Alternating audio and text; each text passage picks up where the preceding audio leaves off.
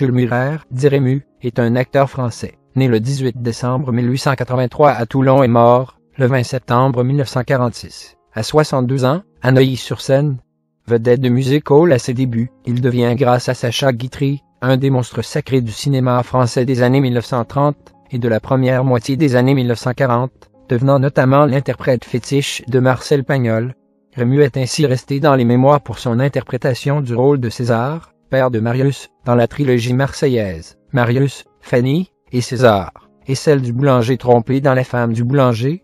Jules-Auguste César Murer naît en décembre 1883 à Toulon, de Joseph Murer, tapissier, et d'Élisabeth Gouzian, mère sans profession, à qui il voue une véritable passion. Peu enclin aux études, il se bagarre au lycée, ce qui lui vaut d'être exclu. Ses parents l'inscrivent dans une institution pour enfants difficiles. Il découvre très jeune le monde du spectacle et est attiré par le métier de comédien, mais son père veut qu'il poursuive ses études et reprenne son atelier de tapissier.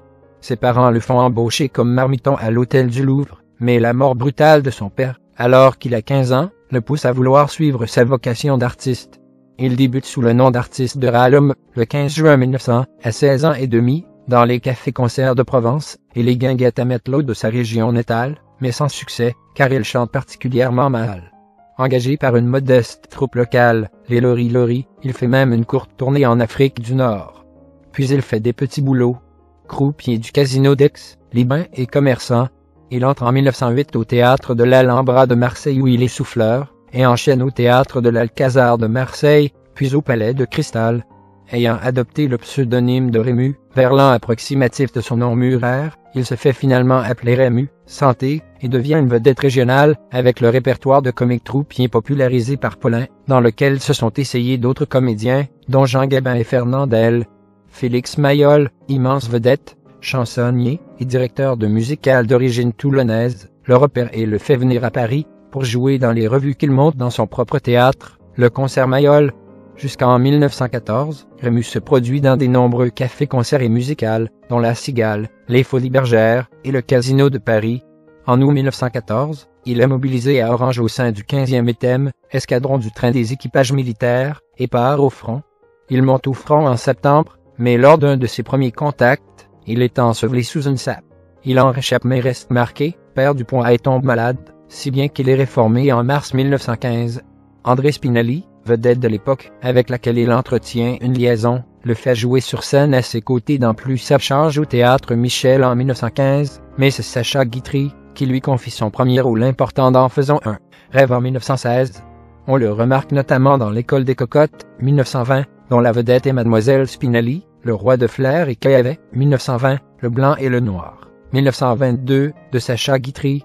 Il est ensuite engagé par Léon Volterra, propriétaire de plusieurs théâtres, dont le Casino de Paris. Il y figure avec succès dans des revues, et est particulièrement remarqué dans le sketch du Forçat, satire des scandales financiers de l'époque.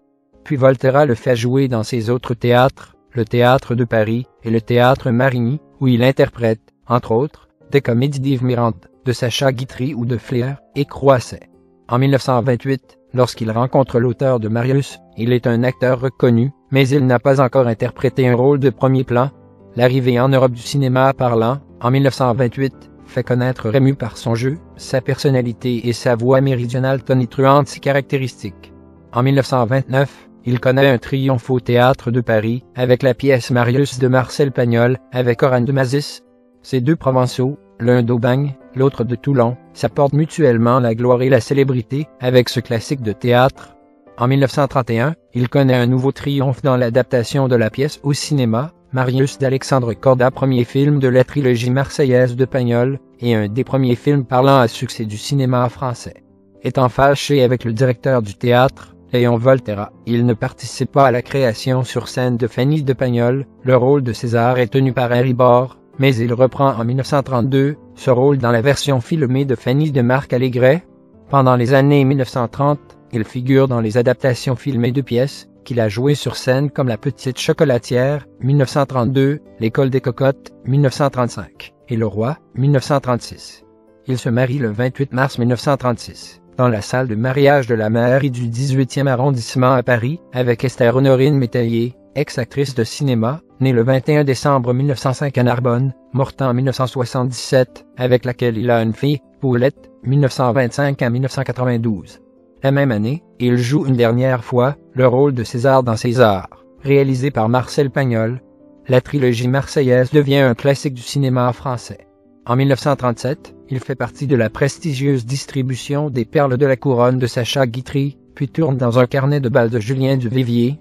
Il retrouve en 1938 Pagnol, qui lui offre le rôle du boulanger cocu dans Les Femmes du boulanger, puis celui du puisatier dans La fille du puisatier, tourné au début de l'Occupation. Durant cette période, il est très sollicité par la firme cinématographique allemande Continental Film.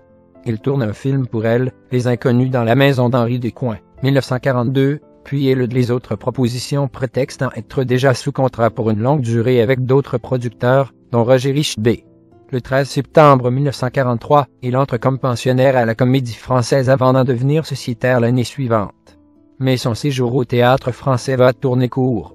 Après 2 comédies de Molière dans lesquelles il tient le rôle-titre, Le bourgeois gentilhomme et Le malade imaginaire, on ne lui confie qu'un lever de rideau en un acte, l'anglais tel qu'on le parle de Tristan Bernard.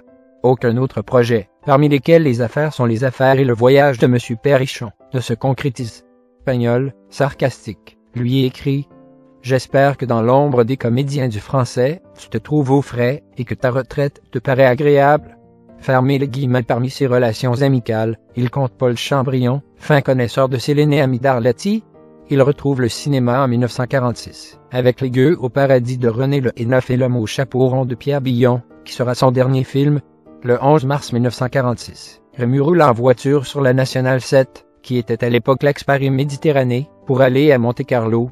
Aux environs de Mâcon, un accident survient, et Rému se retrouve avec de multiples fractures. Retour en ambulance à Paris, où il est opéré à la clinique Lyotet. Il sort de clinique, le dimanche 6 mai 1946, au bout de 54 très longues journées, mais il doit retourner à l'hôpital américain de Paris pour une nouvelle opération chirurgicale, en apparence bénigne, dans le but de soigner les complications de la fracture du tibia provoquée dans cet accident de la route en mars 1946. Il meurt au bloc opératoire le 20 septembre 1946 d'une crise cardiaque, probablement une syncope blanche provoquée par une allergie à un produit anesthésiant. Ce texte provient de Wikipédia.